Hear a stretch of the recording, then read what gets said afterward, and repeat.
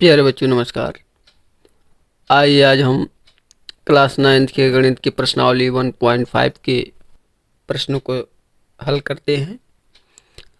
देखिए पहला प्रश्न, बताइए नीचे दी हुई संख्याओं में कौन कौन परिमेय है और कौन कौन अपरिमेय है। देखिए पहला नंबर क्वेश्चन है 2 माइनस √5। देखिए इसे मैं बहुत पहले ही बता दिया हूँ कि परिमेय और अपरिमेय संख्याओं का अंतर योगफल, भागफल, गुणनफल सब के सब क्या होते हैं, अपरिमेय संख्या होते हैं। ठीक है, तो यह क्या होगा, लिखेंगे कि यह अपरिमेय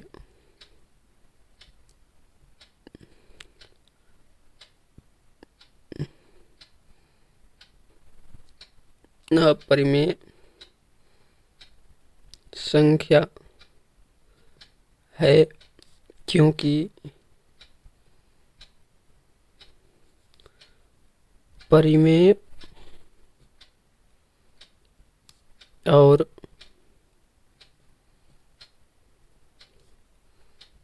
अपरिमेय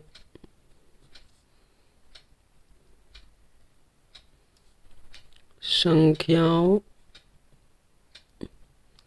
का अंतर सदैव अपरिमेय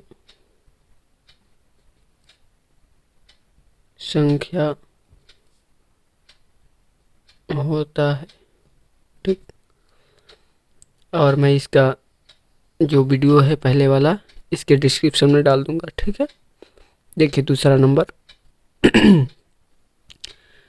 दिया है 3 प्लस करड़ी में 23, एक ब्रैकेट में है और ब्रैकेट के बाहर माइनस करड़ी में 23 है। सबसे पहले ब्रैकेट तोड़ करके इसको हल कर लेते हैं। देखिए 3 प्लस √23 माइनस करड़ी में 23। देखिए माइनस और प्लस कट गया, बच गया 3, जो कि क्या है, परिमेय संख्या है। लिख देंगे कि यह परिमेय संख्या है। ठीक, इसको देखिए तो ये भी √7 बाई √7 कट गया, आ गया 2/7 और ये क्या है, p/q के रूप में है, अर्थात ये परिमेय संख्या है। तो लिखेंगे कि यह परिमेय संख्या है, यह परिमेय संख्या है। ठीक, अगला नंबर देखिए, यह अपरिमेय संख्या है, यह अपरिमेय संख्या है क्योंकि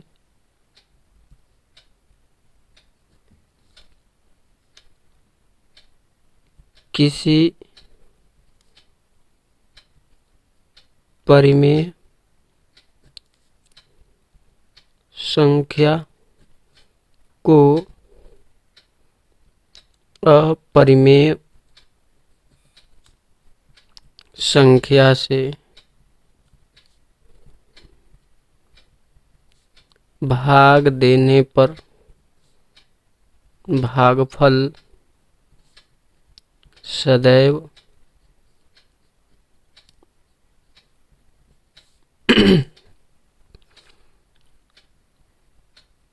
अपरिमेय संख्या प्राप्त होता है। ठीक, देखिए एक परिमेय संख्या है और √2 अपरिमेय संख्या है। एक परिमेय संख्या और √2 अपरिमेय संख्या, और परिमेय संख्या को अपरिमेय संख्या से भाग देने पर क्या होता है, हमेशा भागफल अपरिमेय संख्या प्राप्त होता है। ठीक है, अब देखिए इसको, यहाँ पर हम लिखेंगे कि यह क्या है, अपरिमेय है, क्योंकि पाई अपरिमेय है और 2 परिमेय संख्या है। देखिए लिखेंगे यह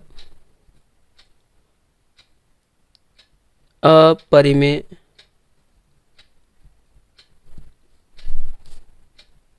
संख्या है क्योंकि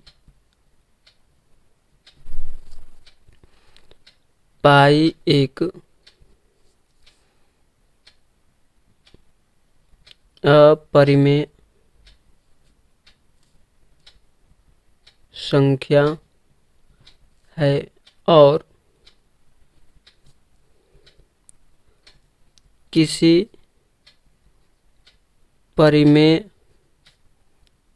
संख्या को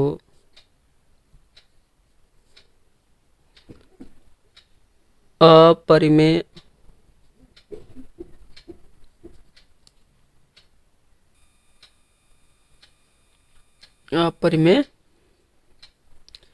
किसी परिमेय संख्या को किसी परिमेय संख्या को अपरिमेय संख्या से गुणा करने पर गुणनफल सदैव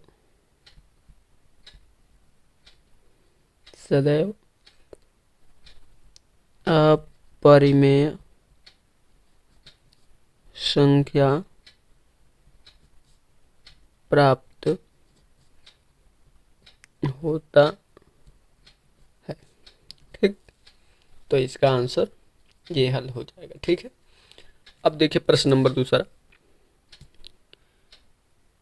निम्नलिखित व्यंजकों में से प्रत्येक को सरल कीजिए। ठीक है, देखिए सरल करना है मतलब इसको छोटा करना है। देखिए इस 3 से इस ब्रैकेट के दोनों अंकों से गुणा कराएंगे, 3 से गुणा करेंगे 2 में, 3 दूनी 6 प्लस 3 से गुणा करेंगे √2 को तो हो जाएगा 3√2। अब 3 से गुणा करेंगे इसको, प्लस है तो प्लस लिख दीजिए, 3 से गुणा कराएंगे √3 से गुणा करेंगे 2 को तो हो जाएगा 2√3। इसका गुणा इसमें करेंगे तो पहले यहाँ पर प्लस, क्योंकि प्लस में प्लस से गुणा होगा प्लस, इसका गुणा कराएंगे √3 इंटू √2। ठीक है, गुणा करा दीजिए, हो जाएगा 6 प्लस 3√2 प्लस 2√3 प्लस हो जाएगा √ में, दोनों को गुणा करा कर एक ही ब्रैकेट √ में लिख दीजिए, हो जाएगा 6 और यही हमारा आंसर हो जाएगा। ठीक, दूसरा नंबर देखिए, ये लिखा है a + b और a - b, अर्थात इसको हम लिख सकते हैं a² - b²। तो यहाँ से देखिए इसका गुणा इसमें 3 3 9, या ऐसे हम डायरेक्ट भी लिख सकते हैं इसके हिसाब से 3 के स्क्वायर माइनस b की जगह क्या है √3, तो इसका मतलब √3 का वर्ग हो जाएगा कितना 3 3 9, और यहाँ से हो जाएगा 3, वर्ग से √ खत्म कैंसिल हो जाता है तो यहाँ से हो जाएगा 6 और ये हमारा आंसर हो जाएगा। ठीक है, देखिए अगला नंबर, देखिए यहाँ पर लिखा है √5 प्लस √2 का होल स्क्वायर, यानी ये लिखना है हम लोगों को a + b के होल स्क्वायर पर। तो लिखिए कि हम जानते हैं कि a + b का होल स्क्वायर बराबर a² + b² + 2ab, तो हो गया √5 का स्क्वायर, यहाँ से लिख दीजिए पहले √5 प्लस √2 का होल स्क्वायर, ठीक है। तो हो गया ए की जगह √5, बी की जगह √2, तो √5 का स्क्वायर, यहाँ से हो गया √2 का स्क्वायर और प्लस 2, ए की जगह √5 इंटू बी की जगह √2। अब देखिए वर्ग से √ कैंसिल हो गया 5, वर्ग से √ कैंसिल हो गया 2, और इसको गुणा कराएंगे तो 2 और इसका डायरेक्ट गुणा करा दीजिए √10, तो हो जाएगा 5×7 प्लस 2 √10। अब ऐसा नहीं कि इसको भी जोड़ दीजिए, नहीं, ये इसके साथ है तो नहीं जुड़ेगा ये, ठीक है। तो यहाँ से हो जाएगा 7 प्लस 2 √10, और यही हमारा आंसर हो जाएगा, ठीक है। अब देखिए इसका गुणा कराएंगे, सेम इसी तरह से लिखा है, एक में प्लस है एक में माइनस है, तो डायरेक्ट गुणा करा दीजिए, लिख दीजिए हम जानते हैं कि a plus B, a minus B equal to a square minus B square. A की जगह √5, तो √5 का स्क्वायर माइनस बी की जगह √2, तो √2 का स्क्वायर, तो हो जाएगा 3, और यहाँ से हो जाएगा 2, माइनस होगा तो हो जाएगा 1, और यही हमारा आंसर हो जाएगा, ठीक। आई होप यहाँ तक समझ में आ गया होगा। अब देखिए प्रश्न नंबर 3। आपको याद होगा कि पाई को एक वृत्त की परिधि मान लीजिए सी है, जो वृत्त की परिधि है वो सी है, और इसके व्यास मान लीजिए डी है, के अनुपात से परिभाषित किया जाता है, अर्थात पाई बराबर C/D है।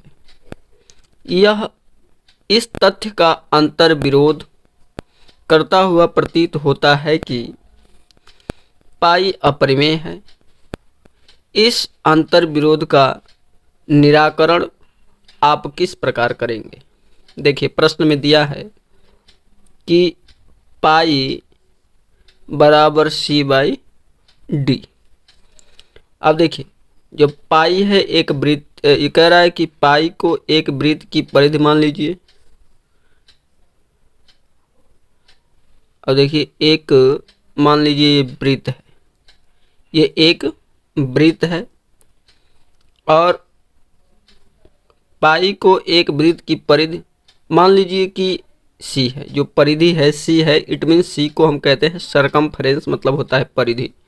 मान लीजिए परिधि सी है और इसके व्यास मान लीजिए डी है, व्यास को डायमीटर कहते हैं, डी से प्रदर्शित करते हैं, के अनुपात से परिभाषित किया जाता है। तो पाई को C/D के अनुपात से परिभाषित किया जाता है, ठीक है। अब ध्यान दीजिए इसका जो डायमीटर होगा, जो व्यास होगा, और इसकी जो परिधि होगी, इन दोनों में से कोई एक अपरिमेय होगा, ठीक है। कोई एक अपरिमेय संख्या होगा तभी पाई के बराबर ये होंगे, नहीं तो ये देखिए C और C/D वैसे तो परिमेय संख्या है, और परिमेय संख्या पाई के बराबर नहीं हो सकती क्योंकि पाई अपरिमेय संख्या है, ये बात आप पहले से जानते हो, ठीक है। तो हम इसका अंतर विरोध कैसे करेंगे? तो देखिए इसको कुछ करना नहीं है, हम इस वृत्त को किसी युक्ति से मापेंगे, कोई युक्ति से मापेंगे, तो इसका मान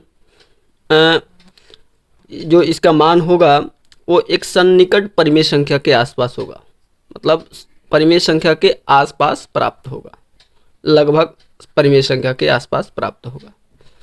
तो लगभग परिमेय संख्या मतलब अपरिमेय संख्या के बराबर हो गया। तो हम इसका हल में लिखेंगे, हल इसका देंगे कि इसका कोई अंतर विरोध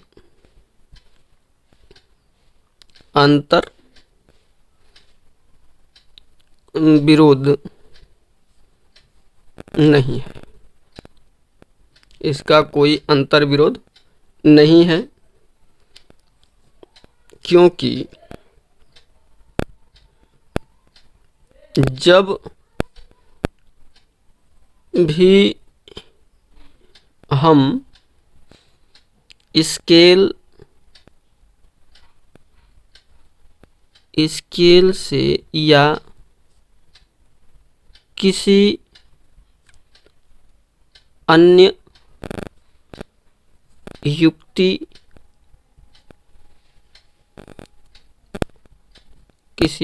युक्ति से लंबाई मापते हैं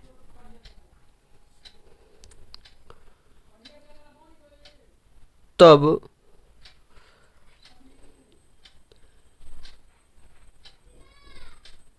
इसके केवल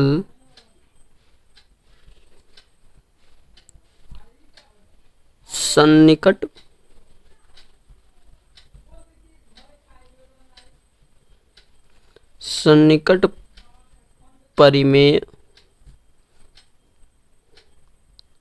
मान प्राप्त होता है। अतः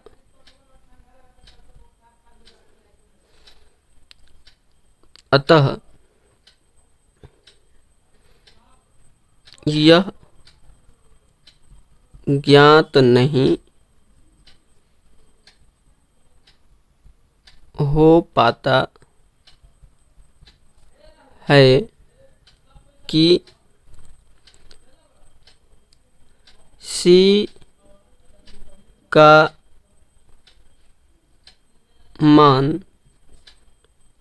अपरिमेय है या फिर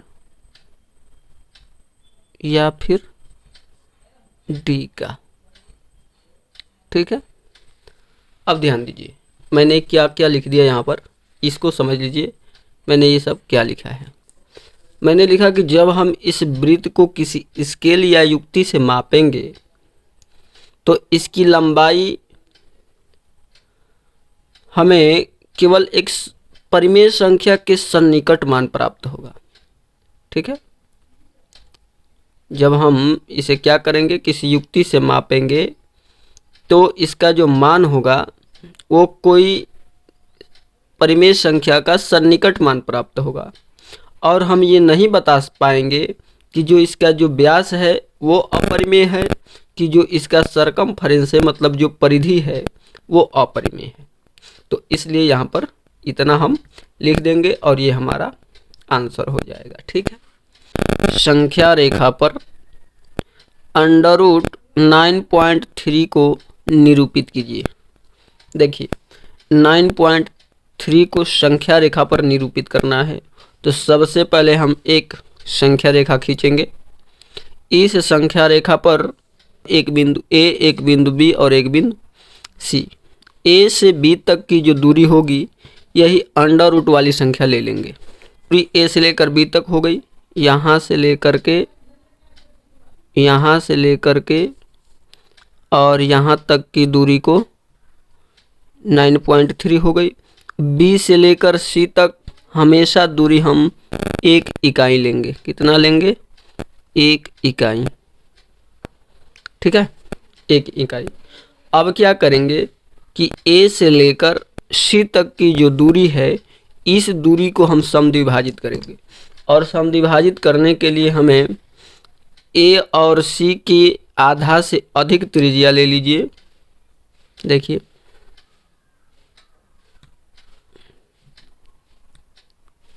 A और C के आधा से थोड़ा अधिक त्रिज्या लेकर के चाप लगाइए।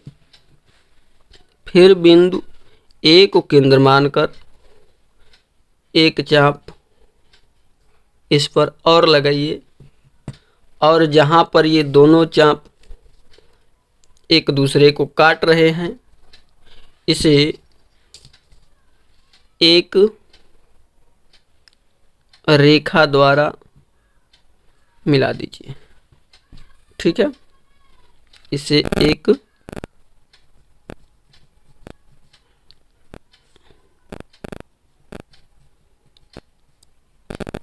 ठीक।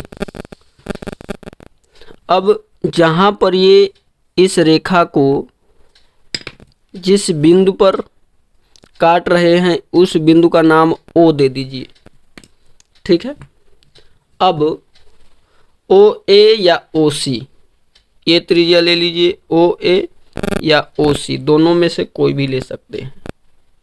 ओ ए ले लीजिए या फिर ओ सी ले लीजिए, दोनों में से कोई एक त्रिज्या ले लीजिए और यहाँ से एक अर्धवृत्त खींचिए, एक अर्धवृत्त खींचिए। इस अर्धवृत्त पर जहाँ बिंदु बी है उस बिंदु बी से एक समकोण बनाइए। इस पर एक समकोण बनाइए, तो यहाँ से एक समकोण बना दीजिए। ठीक, यहाँ से एक समकोण बना दीजिए। जहाँ पर इस चाप को जिस बिंदु पर काट रहा है यही दूरी क्या होगी, √9.3 होगी। ठीक है, बात समझ में आ रही है? ठीक है। अब देखिए, अब क्या करेंगे कि इतना त्रिज्या हम लोग अपने प्रकार में भरेंगे,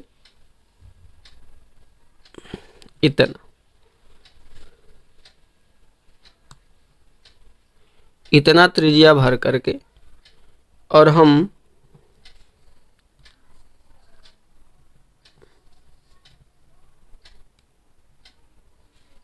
इतना त्रिज्या भरेंगे और इतना त्रिज्या भर करके हम एक चाप इस पर लगाएंगे।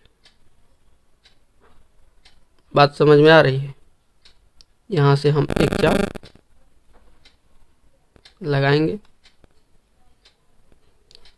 और इस रेखा पर, संख्या रेखा पर जहाँ पर ये कट रहा है, ठीक है, यही हमारा इसका हल होगा। ठीक है, हम इस संख्या रेखा को हम मान ले रहे हैं ये x है और इधर मान ले रहे हैं x डैश है।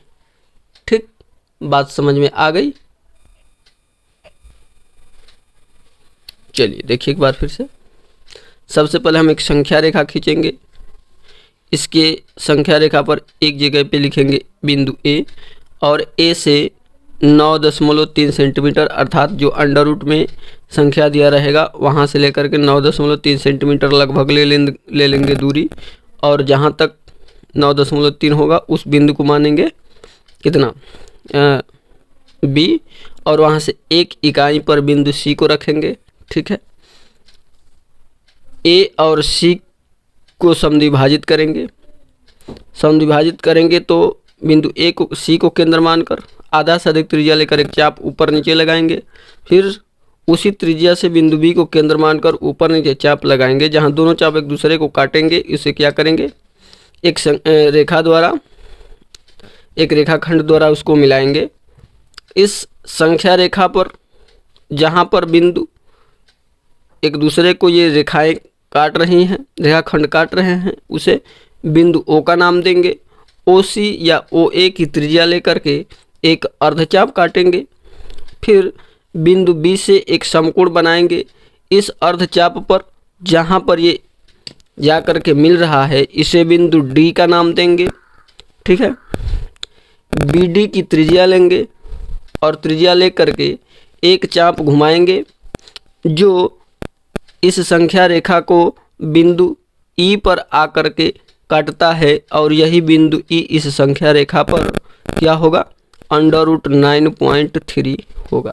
ठीक है, ये हमारा आंसर होगा। हम रचना इसका जैसे जैसे बनाए हैं ठीक उसी तरह से लिख देंगे। ठीक है, आई होप रचना आप लोग लिख लेंगे जैसे जैसे बनाए हैं वैसे वैसे। ठीक है, अब देखिए प्रश्न 5 को, निम्नलिखित के हरों का परिमेयकरण कीजिए। देखिए, हर का रेशनलाइजेशन करना है, परिमेयकरण करना है। ठीक है, देखिए हर से अंडर रूट को गायब करना है, तो क्या करेंगे, इसके अंश और हर में इसको एक बार उतार देते हैं, 1/√7। तो यहाँ से जो हर है इसी से ऊपर और नीचे गुणा करा दीजिए, अंश में √7 से और हर में भी √7 से। तो एक में √7 से गुणा कराएंगे तो आएगा √7, और √7 में √7 से गुणा कराएंगे तो आएगा 7, और यही हमारा आंसर हो जाएगा। ठीक, इसका देखिए इसको कैसे करेंगे, 1/√7 माइनस √6। अब देखिए यहाँ पर 2 अंक है लेकिन बीच में माइनस का चिन्ह है, तो जब यहाँ माइनस हो तो प्लस लेकर के आंसर हर में गुणा कराएंगे, तो हो जाएगा √7 प्लस √6, और यहाँ से हो जाएगा √7 प्लस √6। माइनस हो तो प्लस लेंगे, प्लस रहेगा तो माइनस लेंगे। ठीक है, अब देखिए यहाँ से एक में इससे गुणा कराएंगे तो यही चीज़ आएगा, √7 प्लस √6। और देखिए एक बार जोड़ा गया एक बार घटाया गया, तो हम यहाँ से लिख सकते हैं √7 का स्क्वायर माइनस √6 का स्क्वायर, तो हो जाएगा √7 प्लस √6, और इसको 7 माइनस 6, तो हो गया √7 प्लस √6, और यही हमारा आंसर हो जाएगा। ठीक है, बताइए कोई दिक्कत। अब देखिए ये वाला हो गया 1/√5 प्लस √2। अब देखिए प्लस है तो माइनस लेकर के ऊपर और नीचे गुणा कराएंगे, √5 माइनस √2 बाई √5 माइनस √2 गुणा कराएंगे तो आएगा √5 माइनस √2, क्योंकि एक में किसी भी संख्या से गुणा करेंगे तो वही संख्या प्राप्त होगी। अब ठीक इसी तरह से यहाँ से डायरेक्ट भी हम लिख सकते हैं, यहाँ से हो जाएगा √5 का वर्ग माइनस √2 का वर्ग, तो हो जाएगा ये √5 माइनस √2, और यहाँ से हो जाएगा 5 माइनस 2 इक्वल टू, यहाँ से हो जाएगा √5 माइनस √2 घटेगा तो हो जाएगा 3, और यही हमारा आंसर हो जाएगा। ठीक है, अब देखिए इसको हल करते हैं, 1/√7 माइनस 2, माइनस है तो प्लस ले लीजिए, √7 प्लस 2 और √7 प्लस 2, एक से गुणा कराएंगे तो आ जाएगा √7 प्लस 2, और इसको जब हम गुणा करेंगे तो आएगा √7 का वर्ग माइनस 2 का वर्ग, तो यहाँ से हो जाएगा √7